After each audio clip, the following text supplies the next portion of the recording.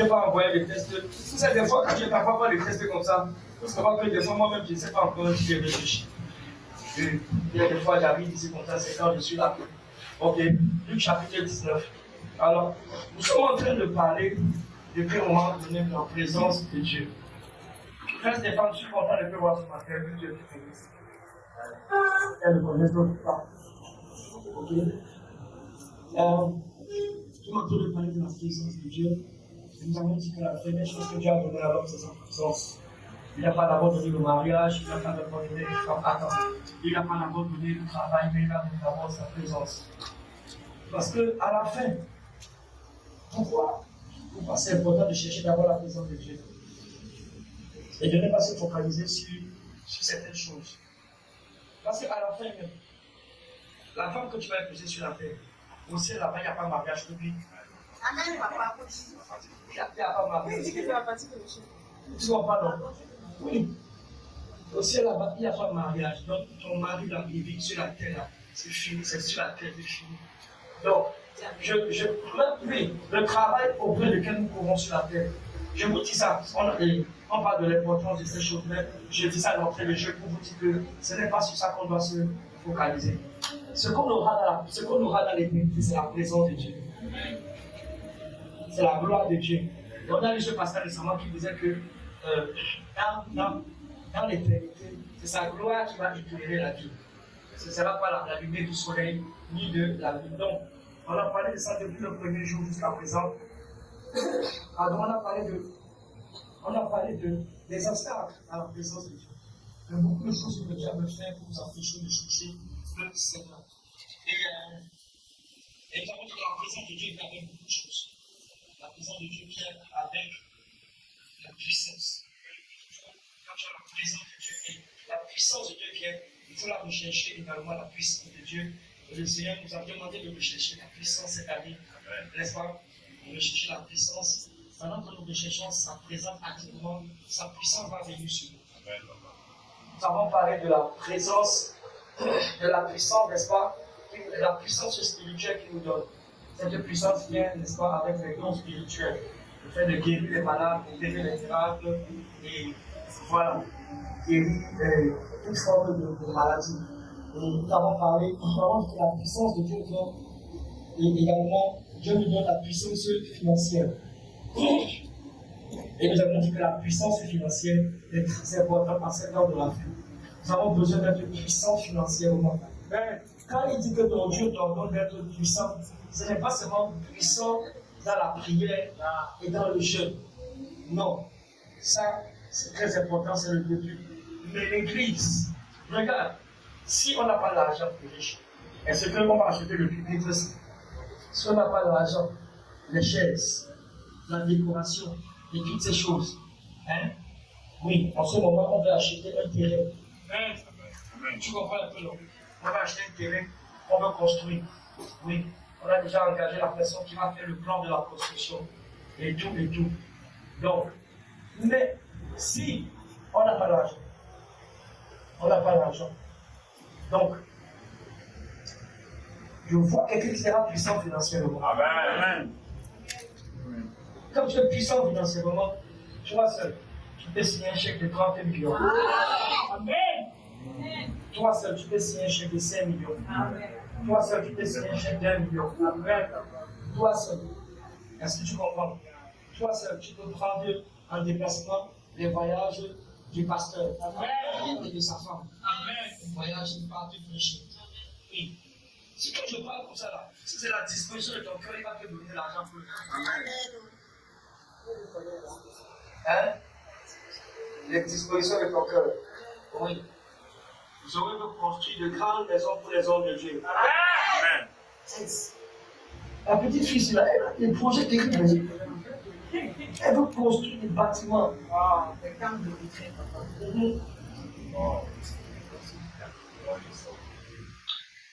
J'ai parlé l'autre jour, José me dit, papa, de la chasse. Quelque chose s'est passé dans ta vie le vendredi. Oui, quelque chose s'est passé dans ça. J'ai dit ça. En tout temps, quelqu'un avait déjà fait un rêve. Un rêve, 2 ou 3 jours avant, je ne sais pas moi. Il avait vu ça. Regardez, à la veille, ce qui se passe des choses à la veille. Quand tu as dormi chez vous. Oui. Ce qui est à la veille, on ne prie même pas pour ces choses. À la veille, on prie plus pour les âmes.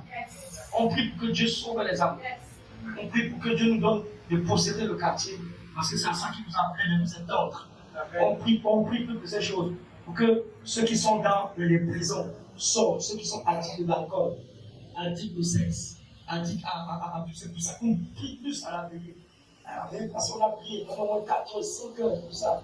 Et puis à la fin, c'est des choses qui nous disent, pourtant ce n'est pas pour ça, on prie. Parce que nous savons, est-ce que pourtant nous savons, parce que nous faisons ça parce que c'est la priorité du Seigneur, les âmes. Amen. Oui. Je vais dire quelque chose. Je disais ça à maman Esther, hier ou avant, je disais que les sœurs dans cette église seront puissantes.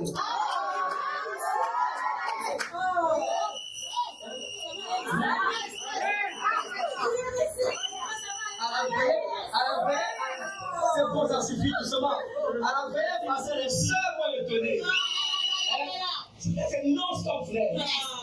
Si il y a 2 ans pour nous appeler notre frère, je n'ai pas de frères, je n'ai pas de sœurs. Je ne demande pas les frères. Les frères aussi étaient là. Mais je n'ai pas de sœurs. C'est ce que j'ai dit. C'est la vérité. Les sœurs. Les sœurs, c'est bon, c'est les sœurs. Les sœurs serviteurs sont puissantes. Elles sont très puissantes. Les femmes. Très belles sorcières aussi. Regarde. Quand une femme va être sorcière,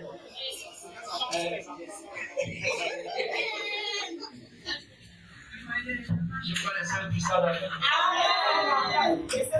Je vois les frères puissants dans la vie. Amen.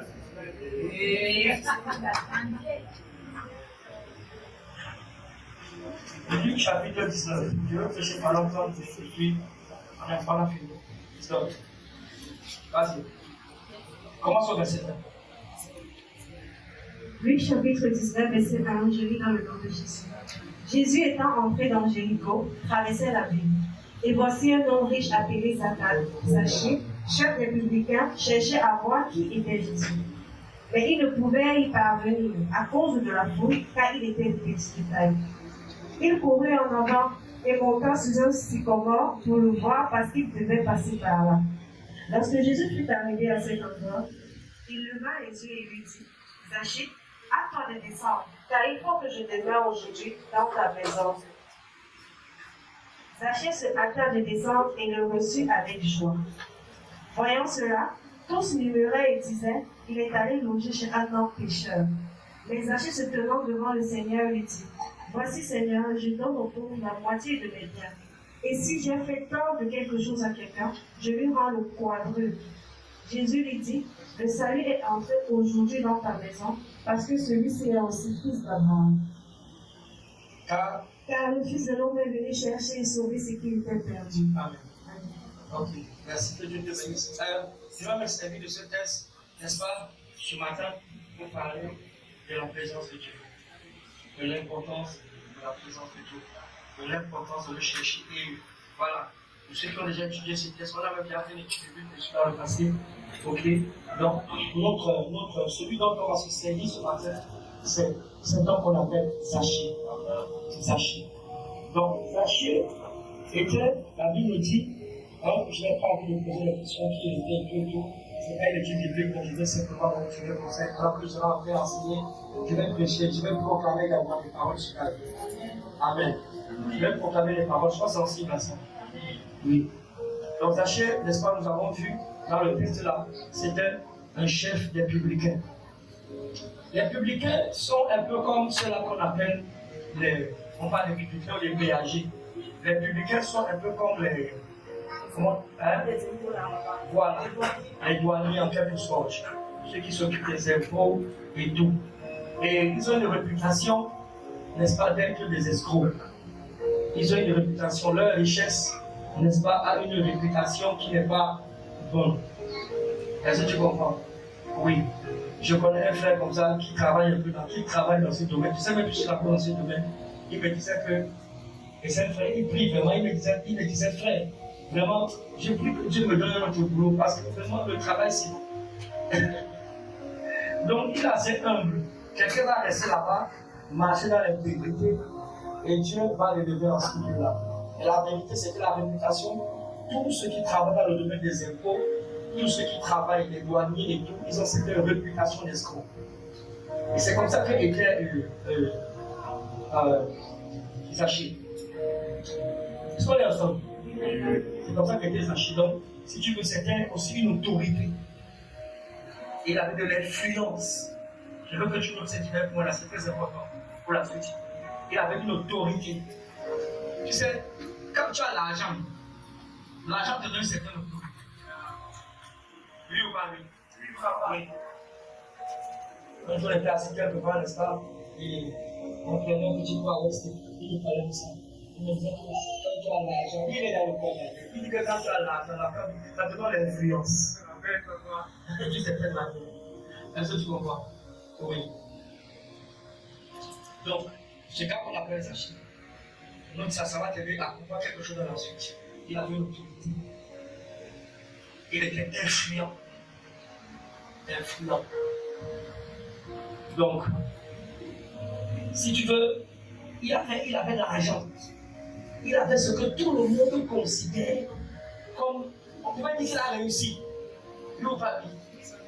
Quand, regarde, quand on dit que tu as réussi, tu as l'argent, tu as un bon mari, tu as de bons enfants.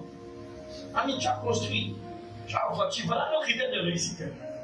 Voilà nos critères de réussite. Donc on peut dire que Zaché, c'est un homme qui avait c'est un homme qui avait réussi. Hein? J'ai lu dans les Écritures. Heureux l'homme qui ne marche pas selon le conseil des méchants, qui ne s'assoit pas en compagnie des moqueurs. Et qui quoi encore?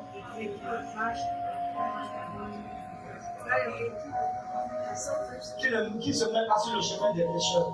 Il a cité 3 choses là-bas. Il dit que mais l'homme, il dit heureux l'homme, il dit mais l'homme heureux, c'est celui qui fait quoi? C'est celui qui aime et qui médite la parole de l'Éternel jour et nuit. Il dit qu'il est comme un courant, il est près d'un courant d'eau. Qui donne quoi? Son fruit en ça, ce qui fait. Mais regarde, il a condamné l'homme heureux. Dans tout ce qu'il a dit là, quand tu as vu l'argent quelque part, quand tu as vu maison quelque part, l'homme heureux, c'est celui qui garde cette parole. Oui, c'est celui qui garde cette parole. Il parle de l'homme heureux. C'est celui qui garde cette parole dans son cœur. C'est celui qui craint Dieu. Amen. Donc, sachez, avec toutes ces choses-là, mais avec moi-même, la richesse et ton statut ne vont jamais empêcher le vide intérieur. Je ne sais pas, j'ai envie de descendre qui dit ça. Hein? Tu vas voir le type dit ça. Regarde, l'homme a un vide. L'homme a quoi? L'homme a un vide intérieur. Allez, tu vois, c'est pour ça qu'il ne faut pas forcément te moquer.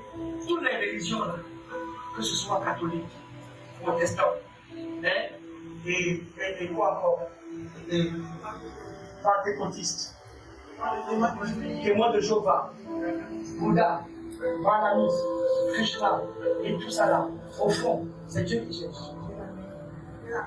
Oui, c'est Dieu qui cherche. Tout homme a un vide intérieur. Billy Graham dit ça souvent. Tout homme a un vide. Donc, quand tu vois quelqu'un, il court après l'argent. En fait, il court après un vide. Tu as compris ça? Eh bien, il court après un vide. Parce que l'argent là, tu auras ça beaucoup. Ça ne va pas te satisfaire. Ça ne va pas te satisfaire. Tu vas désirer encore plus. Ils ont posé la question à certains riches. Hein? Tu sais Forbes, tu connais Forbes, non? Forbes qui fait les recherches sur les riches là. Et qui classe les riches du monde. Forbes. Ils ont posé la question aux riches. Pourquoi vous voulez être riche? Au fond, vous cherchez encore. Quand ils veulent être riches, mais ils ont découvert que quand ils ont plus, ils veulent encore plus. Et certains d'entre eux ont admis et ont reconnu que plus ils cherchent, et plus ils sont malheureux. Mais tu sais pourquoi? Parce que nous venons de quelque part. Nous venons de quelqu'un à qui appartient l'or et l'argent. Et si nous avons ces choses, sans lui, nous serons simplement vides. Nous serons vides. Maintenant, j'ai découvert quelque chose de choquant. C'est que les païens courent après l'argent. Ils ont même l'argent là.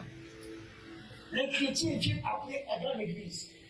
Ils courent aussi après l'argent. Et ils n'ont pas l'argent. Hein? Oui. Voilà pourquoi je disais où la dernière fois, je ne sais pas, j'ai prêché quelque part.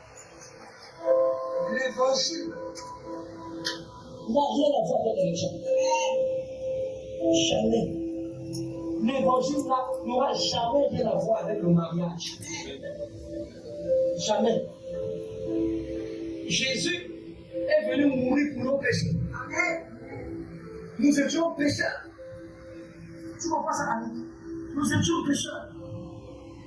Et la Bible dit que Dieu nous a aimés. Dieu nous a aimés. Nous qui étions pécheurs. Et il est mort pour nous. Maintenant, avant que Jésus ne vienne, il faut que tu comprennes ce que tu dis là. Ça va t'aider. Tu es regardé comme ça. Avant que Jésus ne vienne, les gens avaient déjà l'argent. Avant que Jésus ne vienne, les gens étaient déjà riches. Ou pas lui? Oui, papa. Les gens étaient riches. Avant que Jésus ne vienne, les gens se mariaient. Oui, les gens voyageaient avant que Jésus ne vienne. Avant que Jésus ne meure à la croix. Donc maintenant, où est la différence entre le fait qu'avant que Jésus ne vienne et quand Jésus est venu maintenant? Où est la différence? La différence, c'est que nous étions perdus avec ces choses-là. Nous pourrons tout droit en enfer avec ces choses.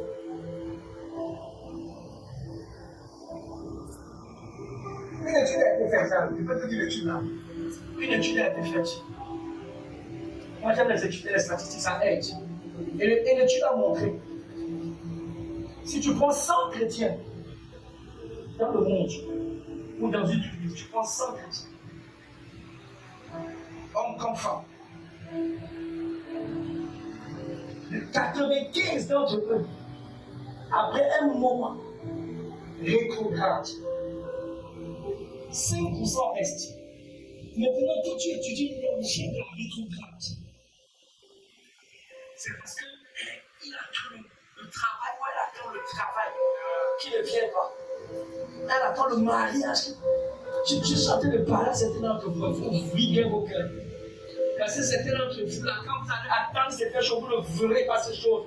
Il y en a qui m'ont dit, il y a longtemps que je suis ici. Parce que justement, il connaît ton cœur. Il faut qu'il tue la chose là. Oui. Donc 5% seulement, on dit 5 seulement. On dit, regarde, là où on est là, non. Hein? Mariage ou pas mariage? Amen. Amen. Travail ou pas travail? Oui, on est là. Hein? 5 seulement, on dit. Qui nous délivre ou pas? On est là. Sanctification à 100%. Amen. Sanctification à quoi? À 100%. Oui. Sainteté à 300%. Amen. Je te dis la vérité. 5 seulement. Et c'est les 5 là que Dieu cherche. Amen. Dans l'église. 5. 5 qui sont prêts à dire au roi, nous n'allons pas nous prosterner devant ton idole. Parce que le Dieu que nous servons est capable de nous délivrer. Ils ont ajouté, même s'il ne nous délivrait pas. Ça veut dire que soit ce qui va se passer. La raison pour laquelle j'ai accepté Jésus n'a rien à voir avec les autres choses. Voilà pourquoi je dis que si tu as accepté Jésus, aucun homme, aucun pasteur, aucun prophète, aucun apôtre, quelle que soit son onction, quelle que soit la blessure, quelle que soit l'offense, ne peut pas te séparer de l'amour que Christ a pour toi. C'est ce que Romain dit. Il dit, qui nous séparera? Est-ce la mort? Est-ce la vie? Est-ce la faim? Est-ce la soif? Est-ce des tribulations? Qui nous séparera de l'amour qu'il a manifesté pour nous? Qui? Personne. Je dis ça parce que beaucoup, et je ne les accuse pas, je ne suis pas non plus en train de donner un quitus à ces hommes-là qui ont fait des choses qui ont découragé les enfants de Dieu. Parce que le Seigneur dit, fais attention à ne pas être une pierre d'achoppement. Mais s'il te plaît, si ça t'est arrivé, il faut revenir totalement de tout ton cœur. Parce que c'est Jésus qui est en besoin. Je n'ai pas entendu la parce que c'est Jésus. Et c'est Jésus seul. Amen. Amen. Donc ce vide-là, Zachée avait ce vide. J'insiste dessus pourquoi? Parce que tu vas comprendre pourquoi un homme qui a ressenti un vide peut faire, comment on dit ça? Abstinence, peut dégager tout sur son chemin et monter sur un arbre. C'est-à-dire que c'est un genre de soif, c'est un genre de vide. Parce que la Bible, regardez, je faisais une recherche une fois. Et la recherche me montrait que quand la Bible dit que quelqu'un est riche, il faut laisser. Si c'est la Bible qui dit que quelqu'un est riche, il faut laisser. Oui. Et la Bible précise que Zachée était riche. L'une des raisons pour lesquelles Zachée c'était le collègue de Matthieu. L'une des raisons pour lesquelles Matthieu a laissé, parce que Matthieu était riche aussi. Hein? Matthieu était un escroc au même titre que Zachée.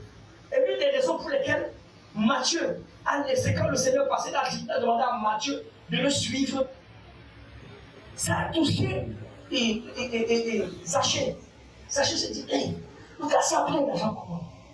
Et tout, on fait les mêmes choses ça. Et comment est-ce qu'il a décidé? Ça m'a marqué. Et après maintenant, il cherchait et marchait dans cette jokaïe, il marchait, il ne voyait plus tout. Il ne voyait plus. Donc, la Bible ne nous dit pas que Zachée voulait voir un miracle. La Bible ne dit pas qu'il cherchait l'argent. La Bible ne dit pas qu'il cherchait la guérison. Toi, tu as vu ça? Non. La Bible précise qu'il voulait faire quoi? Il voulait voir Jésus. Hein? Et c'est ça le sous-thème de ces 100 jours de jeûne. Nous voulons voir Jésus. Amen. J'en amène mes lèvres. Amen. Hein? On commence demain, non? On commence demain. Nous voulons voir Jésus. Ils sont venus voir Matthieu chapitre 12. Nous voulons voir Jésus. Nous voulons voir, c'est ce qu'ils ont dit. Nous voulons voir Jésus. La fête était finie, dans le test là. On va voir ça plus tard. La fête était finie.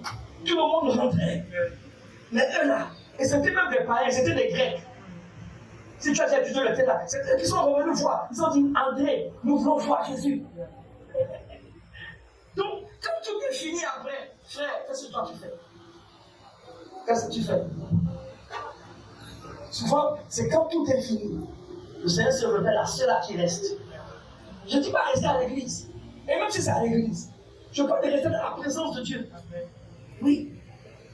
Quand le Seigneur a fini, n'est-ce pas, de faire les affaires avec Abraham, la Bible dit Abraham se tient encore en présence de l'Éternel. Il se tient encore en présence de l'Éternel. Donc, le texte nous montre que Zachée, il ne voulait pas seulement être curieux. C'était pas, et la suite nous montre ça, ce n'est pas juste une curiosité, c'était une soif profonde. Comment dire une quête, quelque chose d'existentiel. Au plus profond de lui, c'était pas juste une curiosité. Il voulait voir Jésus. Veux-tu voir Jésus? J'ai dit au début de l'année que Jésus, c'est ma prière, va entrer. Je parle physiquement, je ne blague pas. J'ai dit que Jésus va entrer dans ta chambre. Amen. J'ai dit que Jésus va entrer dans ta chambre. Amen. Si c'est ton désir, hein? Si c'est ton désir, en tout cas, moi, c'est mon désir. Jésus va entrer dans ta chambre. Au moins une fois, il est déjà entré dans ma chambre. Au moins une fois. Il a donné ce témoignage plusieurs fois. Hein? Au moins une fois, il est déjà entré dans ma chambre. N'est-ce pas, non? Oui, je l'ai vu. Et il m'a parlé. Et il m'a montré le marque dans sa main. Comme ça. Et puis après, dans ses côtés aussi. Et il parlait. Il n'avait pas ouvert la bouche. Mais il parlait dans l'esprit. Et je l'écoutais. Oui. Ceux qui ont fait cet esprit, c'est clair. Parlait.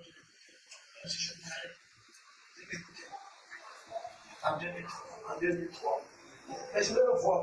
C'est trop loin ça. Mais si tu comprends, c'est pas de maintenant. Je parle de maintenant. Nous voulons voir Jésus. Zachée voulait voir Jésus. Le désir profond pour dire que tu auras de voir Jésus. C'est ce qui va l'amener. Si le Seigneur t'apparaît dans la chambre, c'est que tu ne le désires pas. S'il t'apparaît, je sais pas, dans la chambre, tu penses de parler, ça fait n'importe où. Et que tu ne le désires pas vraiment, tu lui notes. Tu dis oui, il apparaît à ceux qui ont soif. Ceux qui ont soif. Amen. Yes. Donc, tu as vu le verset là, mais il ne pouvait y parvenir à cause de la foule. Car c'est le verset 2. Voilà. Et voici un homme riche, appelé Zachée, chef des publicains, cherchait à voir Jésus. Jésus là, on cherche à le voir. On fait quoi? On cherche à le voir. Il faut chercher à voir Jésus. Mais comme si je prêche à moi seul.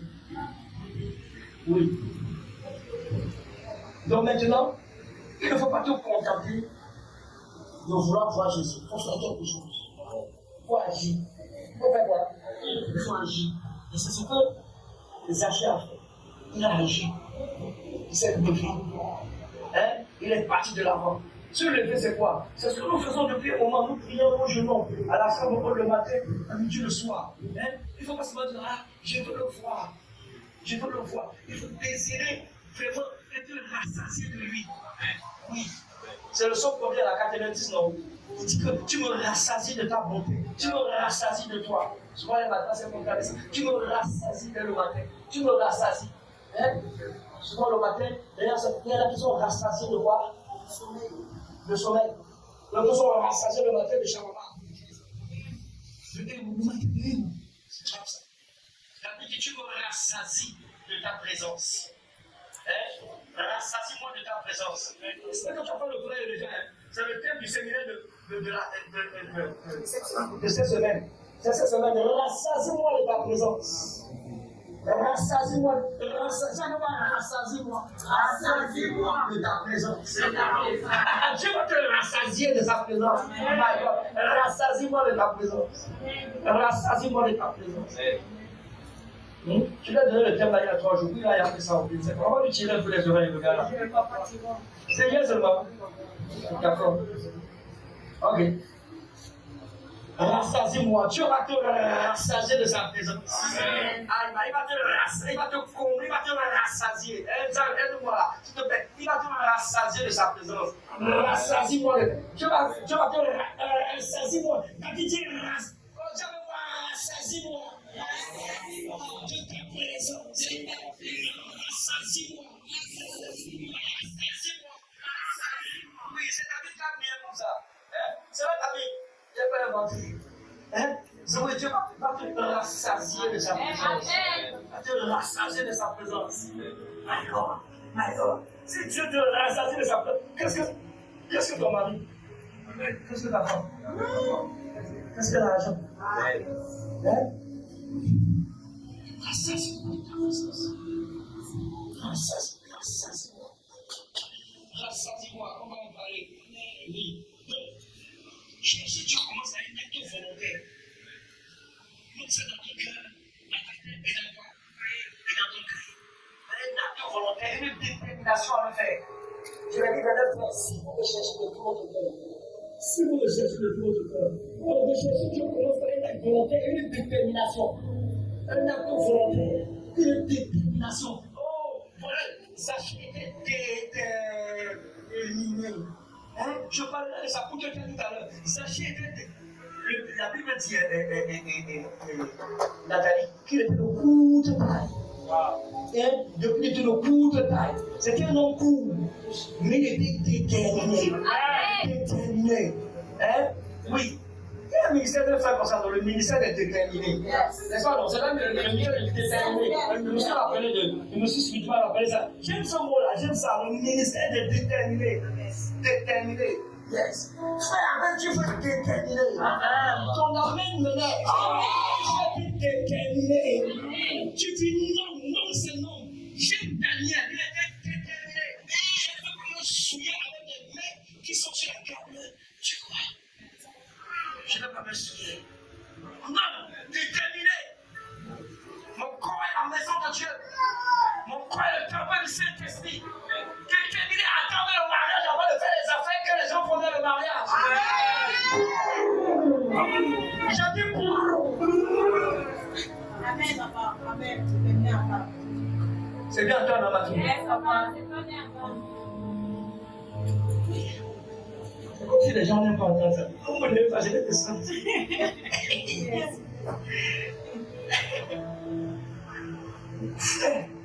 y a des choses que si tu n'es pas déterminé, afin de présenter de Dieu là, c'est dans tes rêves que ça va venir. C'est dans tes rêves. Tu vas vivre dans les rêves. Ah oui. La présence de Dieu, on a vu ça le mardi passé, déteste le péché dans tous les sens du terme. Déteste le péché dans tous les sens du terme. Tous les formes de péché.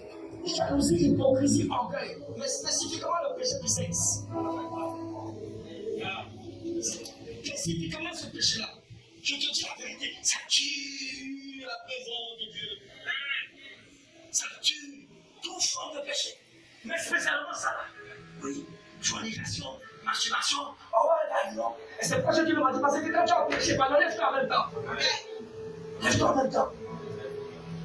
N'excuse pas les péchés. Ne fais pas quoi?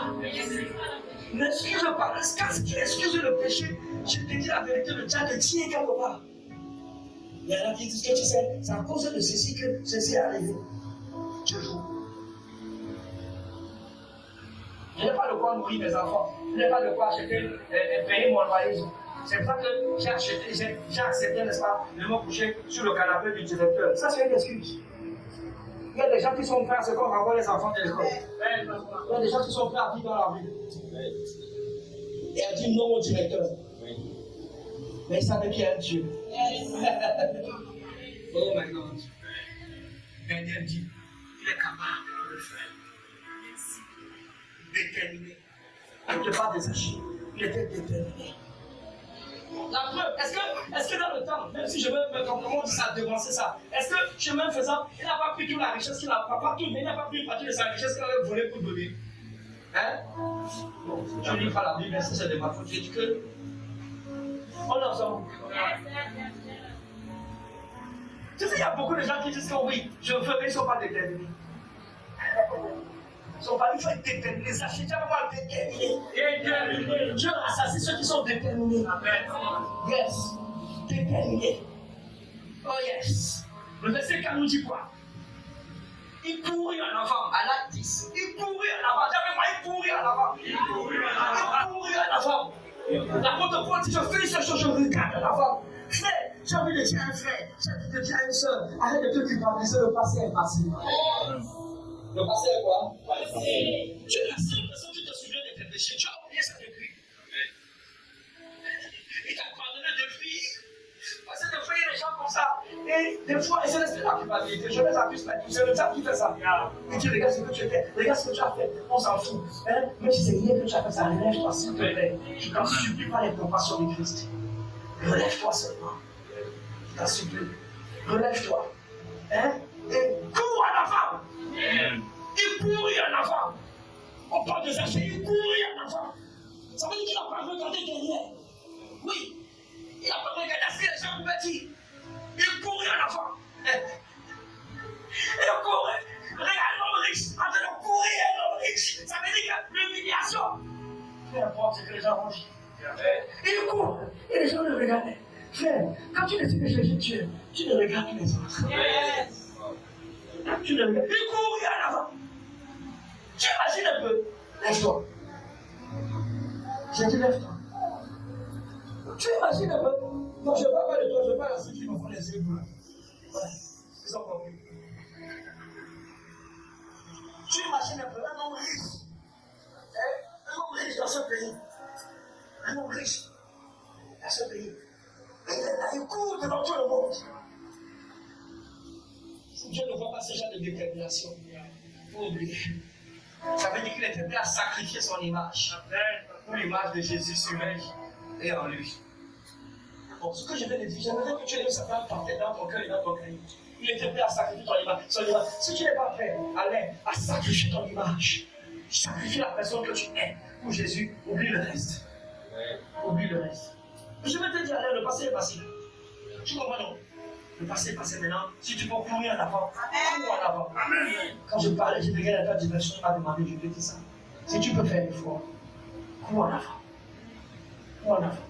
Le passé, tu as passé la page. Si toi aussi tu acceptes de passer la page. Oui.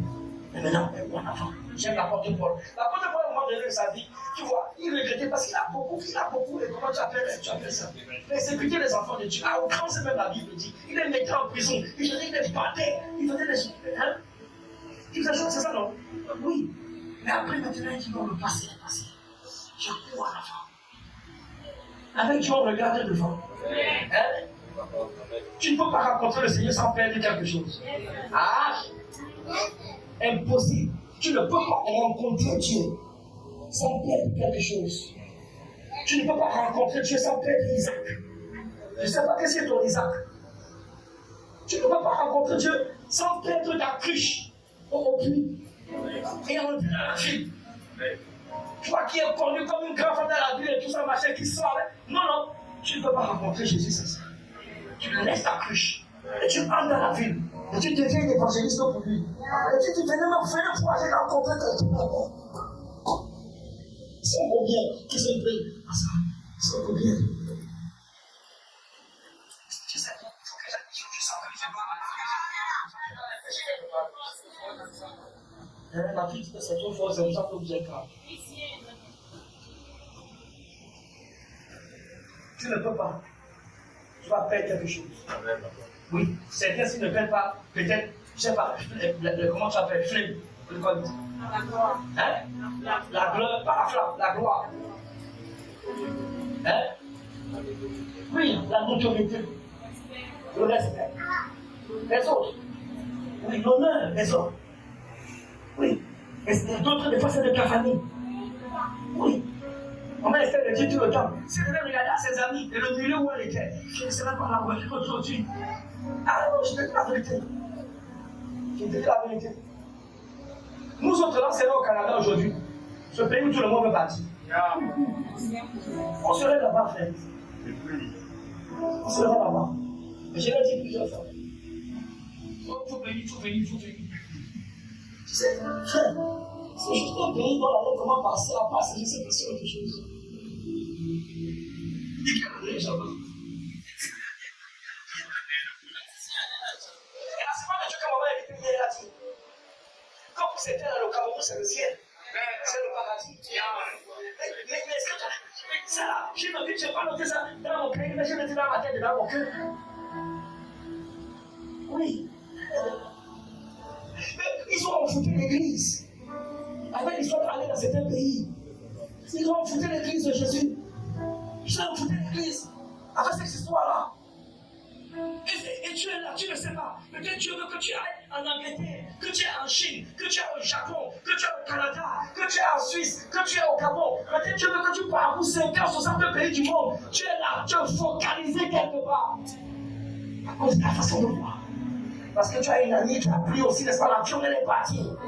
Mais tu es en train de courir, tu ne cherches pas Dieu. Tu vas faire ce que tu penses. Et même ceux qui sont en vie. Pardonne-moi, mais je te dis la vérité. Je te dis la vérité. Parce que Dieu a fait de grandes choses avec toi. De grandes choses. Je te dis la vérité. Et quand tu vas le chercher, que sa présence va venir, les gens vont venir d'ailleurs. Amen. Ils vont venir d'ailleurs. Et c'est, ils vont dire que c'est comme tu as. Et lui, regarde, le travail qu'on veut faire, tu n'as même pas le diplôme pour ça. Mais c'est toi, c'est pas ce que tu as, mais c'est toi qu'on veut. Amen. C'est toi qu'on veut. Et ça a commencé dans cette église, frère. C'est que tes moyens sont là, c'est la vérité. C'est toi qu'on veut.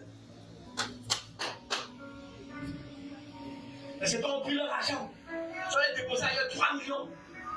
Allez regarder quelqu'un que tu vas faire ça. Tu vas aller faire le concours, tu vas aller faire le concours. Maintenant, excuse-moi, je n'ai pas dit de ne pas faire. Enfin, mais je prêche ma chose. Je prêche quoi? Je prêche ma chose. Je n'ai pas dit de ne pas faire. Et je n'ai pas dit non plus que Dieu ne va pas passer par là, il peut passer par ça, par là aussi. Mais j'essaie de te désenvoûter quelque part. Avec un système qui entre dans l'église. Un système. Dans certains endroits, ils organisent la Canada Night. La nuit de veillée, Canada Night. Il faut aller faire les offrandes. Il faut aller faire les offrandes là-bas, frère. Vous voulez pas organiser ça ici aussi? Non. Non, papa.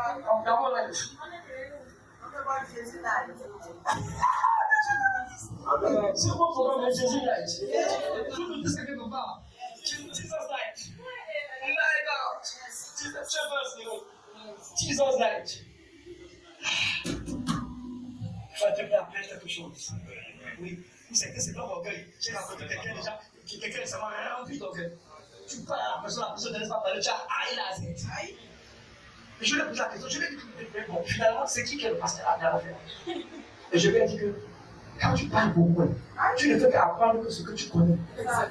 Mais quand tu écoutes, tu apprends. La personne me dit même ça, je sais. Il était là, tout là. J'étais choqué. Toi, tu étais là. J'étais choqué. Regarde, est-ce que tu sais que ce n'est pas que tu avais qui résiste aux orgueilleux? Je sais pas, je t'ai dit ça et puis j'ai dit quelque chose. C'est Dieu qui Dieu résiste aux orgueilleux. No matter Jesus Christ can laugh. Dieu va te résister. Hein? Parce que c'est la nature du diable. C'est la nature du diable. Ah. Donc, c'est ça. Vraiment, mon message, là, j'aime mon message. Amen. Donc, courir signifie quoi? Courir signifie l'urgence. Vous apprenez le message, non? Mais j'ai écouté le message là. Monter, il y a urgence à monter. C'est en octobre, on va commencer ça en octobre. Vous ne l'écoutez pas. Maintenant, ne l'écoutez. Il y a urgence. Elle l'écoute pas. Oui. Courir, c'est un signe d'urgence. Courir, c'est un signe d'urgence. Quand tu vas commencer par chercher Dieu maintenant, quand tu vas commencer par monter, il y a des choses qui vont te suivre. Amen. Amen. Il y a des choses qui vont te suivre, je vais te dire la vérité. Il y a des choses qui vont te suivre. Il y a des choses qui vont te suivre. Quand tu vas courir, il y a des choses qui vont te suivre. Oui, courir. Ça c'est courir. En avant. Quand tu vas commencer par courir, commencer par monter. Il y a des choses qui vont te suivre. Ah, mais oui. Mais oui. C'est un signe d'urgence. Et c'est maintenant, quand on n'attend pas, mais c'est maintenant. Dieu ne vieillit pas, c'est toi qui vieillis. C'est maintenant. Et il est venu pour te restaurer. Il est venu pour te restaurer. Le verset continue en disant, ah, j'aime la Bible. J'aime la Bible. La Bible dit qu'il était de petit taille. Il était quoi? De petite taille. Il était de petite taille. C'est un obstacle. Mais ce n'est pas une excuse que tu dois donner. Avec les excuses. Avec les excuses. Comme mon père n'est pas ministre, comme mon père n'est pas général, comme mon père n'est pas professeur, comme mon père fait, Dieu n'est pas dans ça. Le Dieu que nous servons est Dieu. Il peut t'amener dans des endroits extraordinaires. Oui, il n'a pas regardé sa petite taille. Il n'a pas donné d'excuses. En 80. En 83, en 96, en 97. C'est le jeune qui m'a guéri. C'est le jeune qui m'a guéri. Parce qu'il a dit que ceux qui ont le n'est-ce pas, ne doivent pas jeûner. Maintenant, si tu as pas jeûné avec quelqu'un, ça c'est ma foi. Ça c'est quoi? C'est ma foi. Donc prends tes médicaments. Si tu n'as pas cette foi, j'insiste là-dessus. Parce que Dieu a donné la sagesse aux médecins. Il y a des gens qui n'ont pas eu cette sagesse-là, ils se sont abstenus et ils sont morts. Est-ce qu'on se comprend? Moi je te dis ma part, c'est ma foi, frère. C'est ma foi. Je ne pouvais pas faire 3 heures sans manger quelque chose. Oui. Est-ce que tu comprends? Je ne pouvais pas. Mais il m'a guéri. Amen. Après, j'ai continué par jeûner 7 jours, 21 jours, 40 jours. Ah bah oui. Des fois 7 jours sans manger. Regarde. Mais si j'étais là, je dois. Parce que quand tu vas l'esprit, c'est comme s'il y a une porte qui va te fermer en prison. Est-ce que tu comprends? Donc tu peux, pendant que tu prends ton médicament, tu dis Seigneur, je prends ce médicament, mais je crois que tu peux me guérir. Si c'est ça ta foi. Mais je crois que tu peux me guérir. Comme cette femme-là, qui est partie, n'est-ce pas, et assister à ce programme. Ce programme où les femmes n'avaient pas d'enfants. Et ce programme disait que tu peux adopter les enfants. Donc elle a suivi ce programme. Et dans ce programme également, tu peux adopter l'enfant. Et pendant ce temps, on te donne des médicaments. Elle dit Seigneur, je décide d'adopter un enfant en attendant que tu me donnes mon enfant. Amen. C'est une foi. C'est la foi. Oui. Oui. L'histoire, c'est la fin du pasteur Carami qui a raconté ça. C'est dans un livre qui m'a donné. Je ne sais même pas si c'est un livre. Et quand on me donne les livres, moi je lis de l'histoire. Oui. Donc, ça aussi c'est la foi. La foi, c'est ce que tu fais en disant Seigneur, tu vois, je fais, mais je crois que. Donc ce n'est pas la foi que de ne pas prendre du tout les médicaments. J'allais dire quoi? Ce n'est pas le fait d'avoir la foi. Ce n'est pas le moment que de foi que de prendre les médicaments. Non. En prenant les médicaments, tu es aussi en train de dire à Dieu quand tu crois qu'il a donné la sagesse de recueillir ça. C'est la religion qui nous a fait ces choses. Les gens sont morts par manque de sagesse.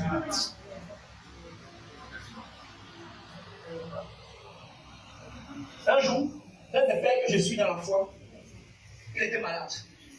Il est médecin. Il a fait 7 ans de médecine. Hein? Puis il a pris 1 an encore, je crois, la cheville, je vais dire comme ça. Il est tombé malade. Enfermé, un médecin. Et Dieu se sert de lui, pour ceux qui le connaissent, dans les miracles. Hein?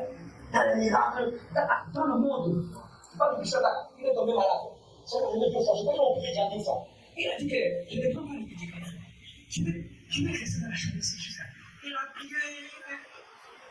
Voilà, il est tombé toujours malade. Je lui ai dit, tiens, si tu ne prends pas les médicaments, tu vas mourir.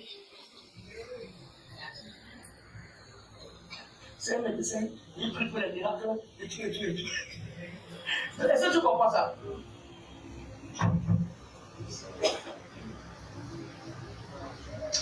Donc, la paix n'a pas été une limite pour lui. Lui, il a décidé que ce ne sera pas une limite pour lui. Hein? Il y avait la foule aussi qui était une limite. J'aime aussi Bartimée. Comme Bartimée qui crie au Seigneur, la foule disait tais-toi. C'est là que le gars crie encore plus. Oui, c'est là qu'il crie encore plus. Hein? Oui. Et donc, le gars a vu sa faiblesse qui était la taille. Il ne s'est pas donné des excuses. Mais là, tu veux une stratégie. Tu as besoin d'une stratégie. Je veux que ta faiblesse, tu donnes des stratégies. Il y a des faiblesses qui conduisent à la faiblesse. Il y a des faiblesses qui conduisent au péché. Il y a des faiblesses qui ne conduisent pas au péché. La vie parle de la faiblesse de Dieu. Ça ne veut pas dire que Dieu n'est pas pêche. La chose se comprend. Donc la faiblesse, des fois, ça dit que c'est quelque chose de naturel que tu as, naturellement. Comme par exemple, comme le pasteur Niki. Il y a des choses qu'il ne peut pas faire. Pasteur Niki qui a mis un pied là. Quelqu'un va de quoi je parle. On est plus ensemble. Il y a des choses qu'il ne peut pas faire facilement pour lui, mais dès qu'on peut avec moi. C'est une faiblesse. C'est de ça que je parle. Donc, mais il n'a pas laissé ça. Sachez, hein, il a dit waouh, je vais regarder. Et il a vu là-bas. Il a trouvé une stratégie pour courir. Que ta faiblesse se donne des stratégies. Je dis que ta faiblesse soit transformée en stratégie. Yes, dans le nom de Jésus. Oui. La foule, j'ai dit que la foule était dans son prénom. Oui. La foule aussi, la foule. Il faut faire attention à la foule. La foule symbolise aussi la pression sociale, la pression des gens autour de nous, la pression familiale. Tu attends quoi? Un jour, ils sont venus me voir. Elle était dans notre église, là où nous étions. Elle était dans notre église. Tu veux que te dise que je garde ça pour le dimanche prochain? Elle était dans notre église. Et sa maman est dans une autre église. Pentecôtiste aussi. Et sa maman est dans une autre église, je crois que c'est là-bas. Elle dit que sa maman lui dit, écoute, là j'avance. Donne-moi un enfant. Qui a cette pression? Donne-moi un enfant seulement. Elle est chrétienne de nouveau pour l'église. Elle est venue me voir. Elle me dit que, frère, maman me dit, elle me connaissait comme un grand frère dans l'église. Ma maman me dit que, voilà le conseil qu'elle me donne. Qu'est-ce que tu penses que je vais faire? Je vais dire que si tu vas à l'enfer, de toute façon. Tu ne peux pas aller à l'enfer avec toi. Je me demande ce que je pense. Et si je te demande de faire, tu seras d'accord. Tu vas pas dire que je suis le meilleur que je suis. Tu vois, les gens savent. Ils disent non, écoute-moi, pas pécher seul. Non, c'est vrai de pas pécher seul. Les gens sont clairs. Les gens conseillent de toi. C'est pas un conseil qui te demande. Ils savent ce qu'ils vont faire. Même pas du tout. Même pas du tout. Ils savent ce qu'ils vont faire. Donc, s'il te plaît, que la pression sociale, familiale, vraiment, ne t'empêche pas de le voir. Je vous parle de ce ne t'empêche pas d'avancer. Ne t'empêche pas d'avancer. Donc, la Bible dit, au verset 7, Zachée se hâta de descendre quand le Seigneur l'appelait, puis le reçut avec joie. Voyant cela, tous murmuraient et disaient, il allait loger chez un pécheur. Donc, tu vois que Zachée là, c'était l'appelé pécheur. Il y a des gens comme ça, on les appelle par leur nom, on les appelle pas que par la chose qu'ils font. C'était un pécheur, parce qu'un escroc patenté, un épée, escroc patenté. On l'appelait parce qu'on l'appelait pécheur. On dit, regarde, le verset dit quoi? Que les gens murmuraient. Il n'a pas regardé à ça. Il n'a pas regardé au mur. Toi aussi, tu vas commencer par partir. Toi aussi, tu allais aller chez les bons églises. Donc toi aussi, tu veux montrer que quoi? Il n'a rien à montrer, frère. Et je te dis, nous ne jeûnons pas pour montrer qu'on est plus spirituel que quelqu'un. Nous avons vu les gens, on veut tuer la chair. Et c'était là pour la chair vous dérange juste. J'avais pas juste. Il n'a pas entendu. Juste. T'as pas entendu? C'était donc la chair vous dérange juste. Jusqu'à. Des fois, tu as fini de jeûner comme ça là. La chair n'a pas fait des choses que tu ne peux pas. Donc, un des moyens de tuer la chair, un des moyens, c'est le jeûne. Je n'ai pas dit que c'est le seul moyen. C'est que l'ultime moyen pour tuer la chair, c'est de comprendre quoi? C'est de comprendre la croix. Mais un des moyens, frère, c'est de tenir. Parce que quand tu jeûnes, tu es fatigué, tu es humble, tu n'as pas envie de pécher.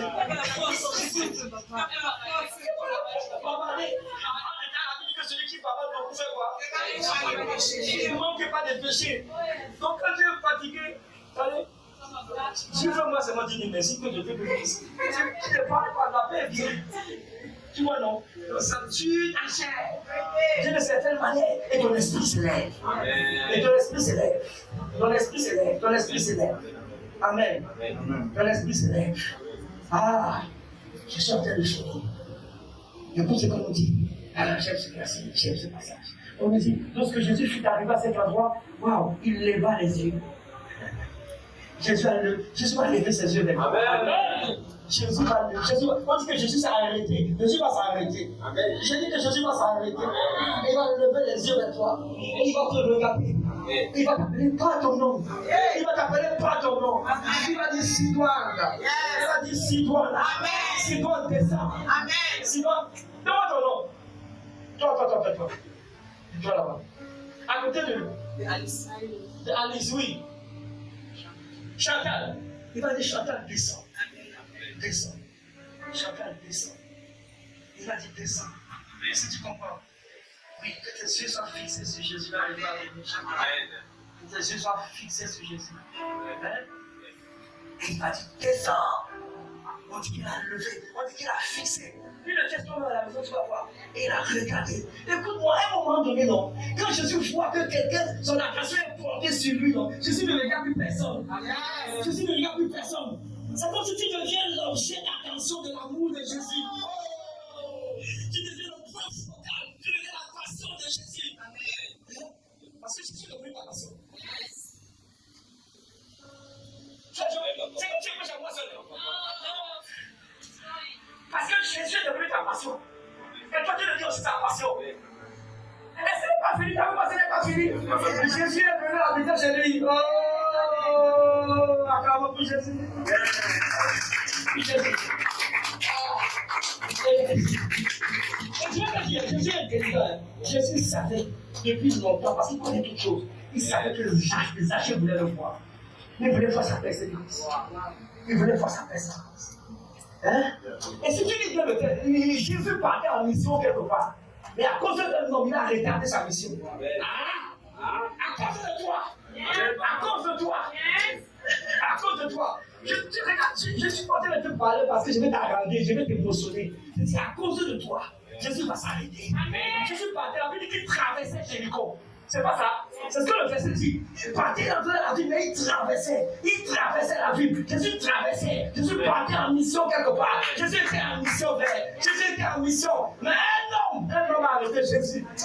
Un homme a arrêté. Et l'homme a arrêté Jésus parce qu'il cherchait l'argent. Il voulait le voir. Il voulait le voir. Il voulait le voir. Hein? Au milieu de ces 3 mois, Jésus va s'arrêter. C'est ça peut-être le dernier jour. Jésus va s'arrêter pour quelqu'un. Il va s'arrêter pour quelqu'un. Et il s'est arrêté. Il est entré chez lui. J'ai vu quelque part dans la Bible. Hein? Il dit que si tu fais sa volonté, tu gardes sa parole. Lui et le Père vont venir habiter. Il va venir habiter chez toi. Ouf! J'ai dit ouf! Tu sais ce qui a touché profondément le Seigneur? C'est la repentance de Zachée. Dieu aime la repentance. Donc, dans tout ce que je dis là, si tu n'as pas un cœur repentant, oublie ça. Est-ce que tu sais que Zachée s'est repenti? Il s'est repenti. C'est pas ça. Il s'est repenti pour. Il dit qu'il regarde. Si je fais ci, si je fais ci. C'est ça, c'est la repentance. So, no matter what you have done before, même si tu as péché n'importe comment, tout ce qu'il faut, c'est la repentance. Oui, c'est la repentance. La repentance, c'est profond. La Bible dit la première que si tu construis ce truc, tu vas gagner. Qu'est-ce qui va t'arriver? Tu vas prospérer. Hein, c'est peut-être de vie très quelque chose comme ça, non? Tu vas prospérer. Oui, est-ce que tu peux te lever? S'il te plaît. Ah, qu'est-ce qui va t'empêcher de voir Jésus? Oui, quelle est l'image? Qu'est-ce que tu es prêt à sacrifier? Qu'est-ce que tu es prêt à sacrifier? Qu'est-ce que tu es prêt? Quel est l'arbre de ta vie que tu es prêt à grimper, sur lequel tu es prêt à grimper pour voir Jésus? Combien de temps de sommeil es-tu prêt à sacrifier pour le voir? Combien de temps es-tu prêt à lire la Bible parce que tu vas le voir? Combien de temps? Combien de temps? Même s'il te plaît, ne te compare pas à quelqu'un. Pour l'amour de Christ et pour les compassions du Seigneur, ne te compare pas à quelqu'un. Si c'est 30 minutes, hein? Oui. J'ai un objectif pour lire la Bible de cette année. Hein? Je ne compare quelque chose. Je ne compare encore rien de la Bible. Je ne compare rien de la Bible. Le chrétien, papa, si toi tu es un bon, alors ça c'est bien. Moi, j'ai pas de moi. Moi, j'ai pas de moi. Moi, j'ai pas de moi. Moi, j'ai pas de moi. Moi, je parle de moi. Moi, je parle de moi. Est-ce que tu peux décider cette année de lire la Bible ne serait-ce qu'une heure par jour? Même 30 minutes, pardon. Même si c'est 20 minutes, fais ça. Pour que ce soit constant. Il y en a pas tu lui toi. Il y en a pas issue. C'est pas toi, c'est toi, Jésus. C'est toi, Jésus. C'est Jésus qui voulait voir. Qu'est-ce que tu es prêt à abandonner? Est-ce que tu peux décider de lui donner peut-être 2 heures toute la nuit? Peut-être 1 heure. Même 30 minutes toute la nuit, 3 heures. Peut-être parce que tu travailles le matin et tu vas te plus en forme. Mais tu dis, je vais te donner juste, n'est-ce pas, 30 minutes. Mais celui qui a l'habitude de prier 3 heures, 4 heures, ça c'est sa force. Mais je parle de toi. Tu peux donner ça à Jésus. Tu peux lui donner sa destinée de gratuité. Qu'est-ce que tu fais quelque chose? Jésus, c'est un homme spirituel. Quand tu vas faire les choses spirituelles, si tu veux la tête. Si tu veux la tête.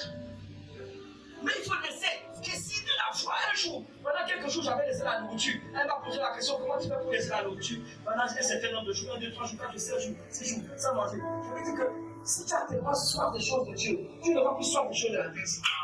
C'est la vérité.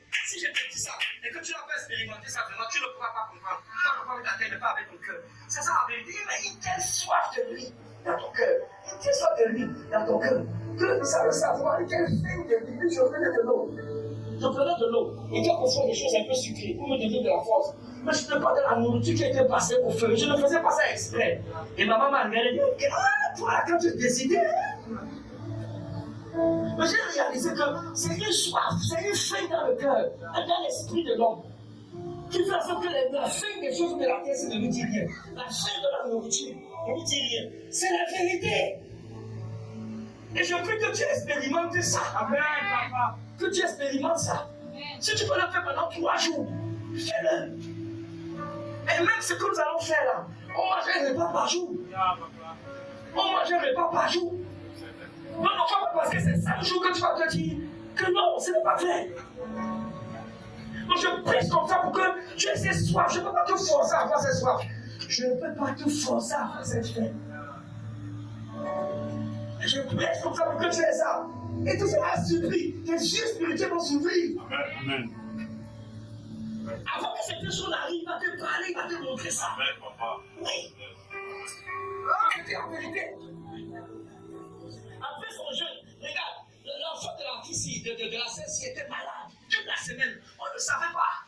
Elle a fait un rêve. Elle dit non, j'ai vu que l'enfant de la sœur a quelque chose. Elle ne sait pas. C'est même maintenant je lui dis ça. Elle a prié la nuit. Le dimanche, elle a dit que son enfant était malade. Toute la semaine, elle a passé le temps comment tu appelles ça? À l'hôpital. Oui, mais c'est parce que c'est l'esprit du jeu là qui nous cet esprit prophétique. Maman, on s'amuse pas avec les rêves qu'elle fait. Je te dis la vérité. Ça veut dire qu'avant que quelque chose arrive à une soeur, une soeur de l'église, Dieu t'a montré ça. Dieu t'a montré ça. Tu ne peux pas dire quelque chose de pratique, je ne parle pas de la théorie.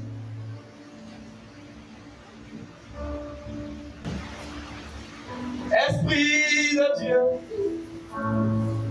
oh remplis-moi, glorifie Jésus au milieu de Esprit de Dieu, oh remplis-moi, glorifie Jésus au milieu de nous. Esprit de Dieu, Esprit de Dieu, oh remplis-moi, glorifie Jésus, au milieu de nous, au milieu de nous. Esprit de Dieu, Esprit de Dieu, oh remplis-moi, glorifie Jésus, au milieu de nous, au milieu de nous. Ô Saint-Esprit, inonde-moi, glorifie Jésus, au milieu de nous, ô Saint-Esprit, remplis-moi. C'est ma prière, c'est mon désir, c'est mon soupir. Seigneur, remplis mon frère, remplis ma soeur en cette heure de la fête. Au milieu de nous, nous voulons vivre ta puissance. Parlez ta puissance. Manifeste ta puissance. Jésus. Nous voulons vivre ta puissance. Parlez ta puissance. Nous voulons vivre ta puissance. Parlez ta puissance. Nous ne voulons plus la théorie. Jésus.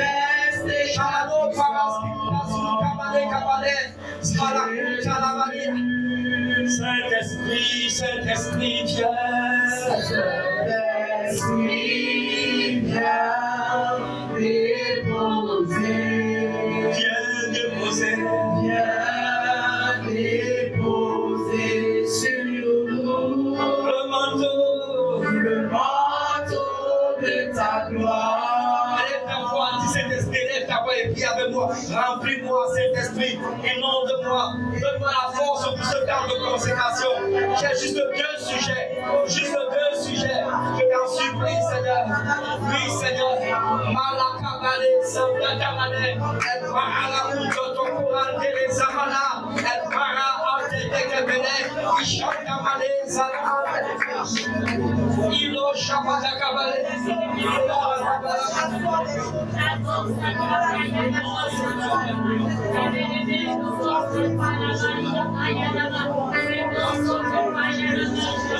Ishabakabala.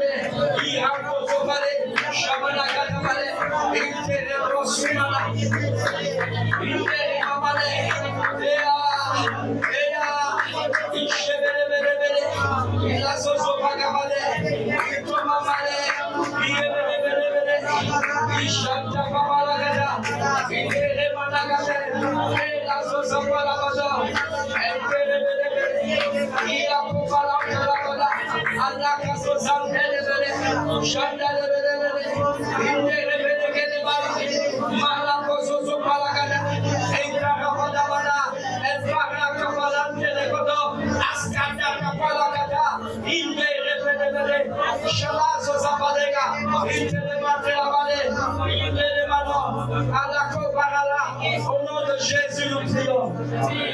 Je veux te donner ce sujet-là pour ce temps que nous allons commencer demain.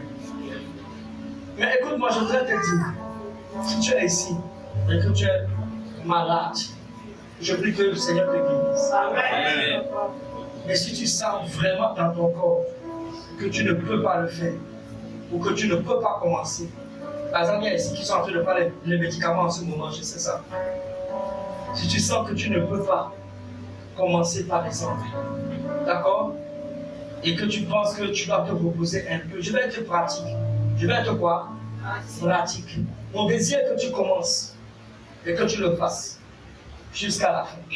Si tu es malade quelque part et que tu sens vraiment que ton corps est affecté, tu veux te reposer un peu, fais-le. Mais il faut le signaler parce qu'on a décidé de le faire ensemble. Il faut le signaler. Je t'en supplie. Ne pars pas quelque part et puis après tu fais les choses, tu es sur ta bouche, tu vois. Puis après tu viens prier le soir aussi. Est-ce qu'on se comprend? Tu sens que il y a 6 to 6. Hein? 6 to 6, c'est de 6h à 6h. Hein? Oh Dieu, durant ce moment, crée en moi une faim et une soif comme je n'ai jamais eu autrefois. Une faim de toi, Seigneur, et une soif de toi comme je n'ai jamais eu dans ma vie. Élève ta voix et prie. Élève ta voix. Une faim et